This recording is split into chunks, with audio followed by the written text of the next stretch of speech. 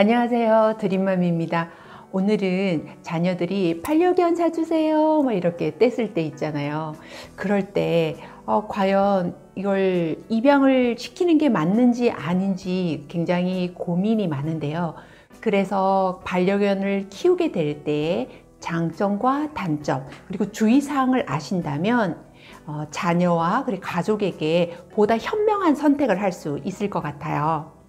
그럼 이럴 때는 반려견을 입양해 보시는 건 어떨까요? 라고 권유드릴 수 있는 거는, 먼저 첫 번째는 자녀와의 대화가 단절되었을 때 또는 심리적인 상처가 굉장히 깊을 때인데요.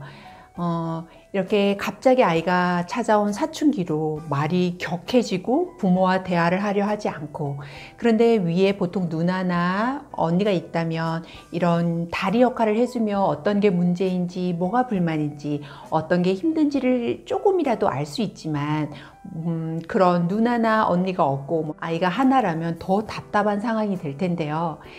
이럴 때에는 반려견을 둠으로써 아이가 그 힘들고 뭔가 불만스러운 부분을 반려견과 함께 교감하면서 많이 좋아지기도 하고요. 심리적으로 힘든 아이들에게도 반려견이 굉장히 도움을 많이 주는 것 같았어요.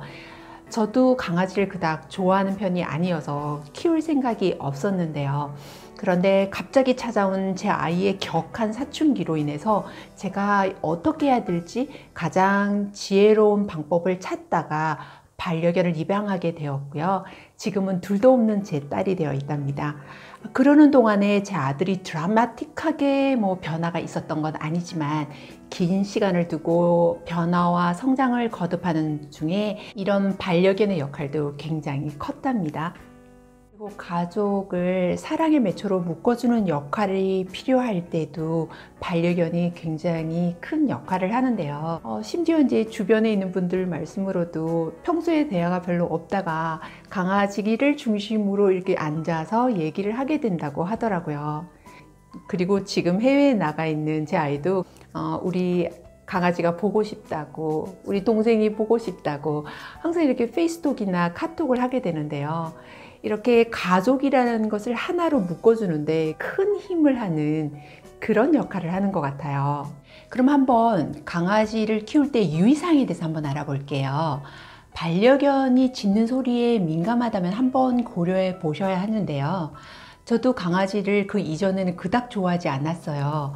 그런 상태에서 이제 지금 생각해도 너무 어처구니 없는 판단이었는데, 한 3개월 정도 키워보고 만약에 안 된다면 다시 돌려보내겠다는 조건으로 반려견을 데리고 왔어요.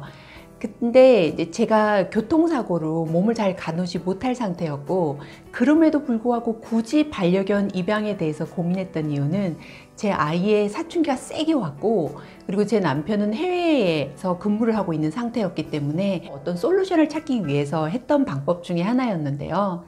그런데 막상 생각보다 그렇게 제 아이의 변화가 크지 않았고, 제 몸은 아무래도 힘들어서 직장도 그만둔 상태였기 때문에 강아지의 어떤 소소한 일들이 저에게 잘 적응이 되지 않는 거예요. 더군다나 짖는 소리 때문에 불편한 부분이 있었는데요. 그래서 결국은 이제 3개월이 됐을 때쯤에 이제 돌려보내기로 결심을 했던 거예요.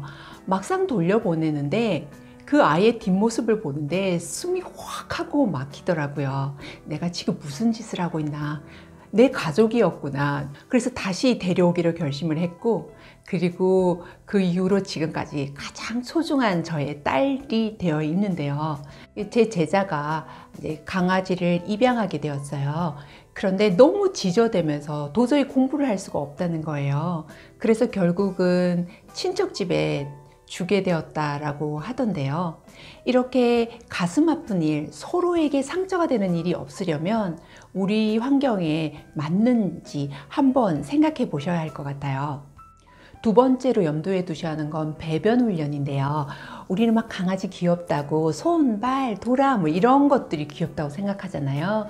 근데 그런 훈련보다는 제일 먼저 우선되어야 되는 건 배변 훈련이에요. 근데 이거는 저도 한 2개월 정도 혹독하게 시켰는데요. 그게 아무데나 배설물을 내놓으면 서로 같이 살면서 굉장히 힘들어지게 돼요. 근데 초기에 왔을 때 딱 초반에 하는 게 가장 좋은데요. 지인이 너무 강아지를 키우고 싶어서 말티즈를 데리고 왔어요. 그런데 막상 직장을 가야 되니 배변 훈련이 쉽지 않았던 거죠. 어느 날 와서 보니 그 반려견이 배설물을 먹고 있었던 거예요.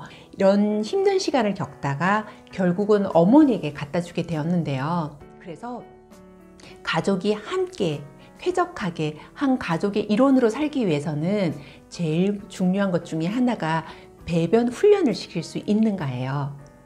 다음에 이제 세 번째는 수명인데요.